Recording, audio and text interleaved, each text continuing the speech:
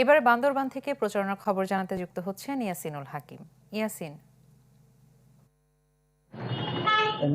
নির্বাচনের সময় যত এগিয়ে যাচ্ছে তত প্রার্থীদের প্রচারণায় ব্যস্ত সময় পার করছে। আমরা দেখেছি বান্দরবানের বিভিন্ন পাহাড় থেকে অন্য পাহাড়ে চষে বেড়াচ্ছে। বান্দরবানের বিভিন্ন এলাকাগুলোতেও কিন্তু আসলে প্রার্থীরা প্রচারণায় ব্যস্ত সময় পার করছে। আমরা সকাল থেকে দেখেছি বান্দরবানের রুমা উপজেলা এবং রংছড়ি উপজেলার সীমান্তবর্তী এলাকায় জাতীয়বাদী দল বিএনপির প্রার্থী সালসিংপুর তার প্রচারণা শুরু করেছে এবং সেখানে প্রচারণা তিনি চালাচ্ছে এবং বিকালে রুমা উপজেলায় একটি পথসভাও তিনি করবেন বলে জানিয়েছে। আমরা কথা বলেছি এনসিপির প্রার্থীর সাথে। তিনি গত 2-3 দিন ধরে নাইক্ষ্যংছড়ি উপজেলায় তিনি প্রচারণা চালিয়েছে এবং আজকে তিনি লামা উপজেলা এবং সাইটং আজিমনগরে তার প্রচারণা চালানো হবে বলে আমাদেরকে জানিয়েছে।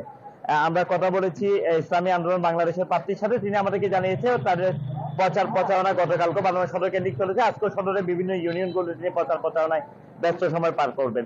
তবে জাতীয় পার্টি যে প্রার্থী রয়েছে তার প্রচারণা শুরু হওয়ার কিছুটা খবর পাওয়া গেল, কিন্তু কোন জায়গায় তিনি প্রচারণা করছেন সে বিষয়ে এখনো সুনির্দিষ্টভাবে তিনি আমাদেরকে জানাতে পারেননি বা জানাননি।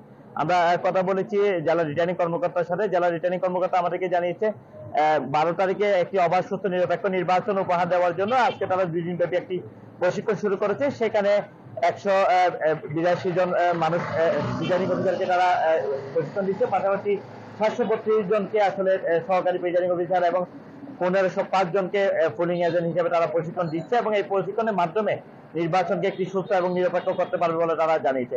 পুলিশের পক্ষ থেকেও কথা বলেছে, তারা যেটি বলছে পুলিশের মাধ্যমে বিভিন্ন জায়গায়। আপনাকে ধন্যবাদ।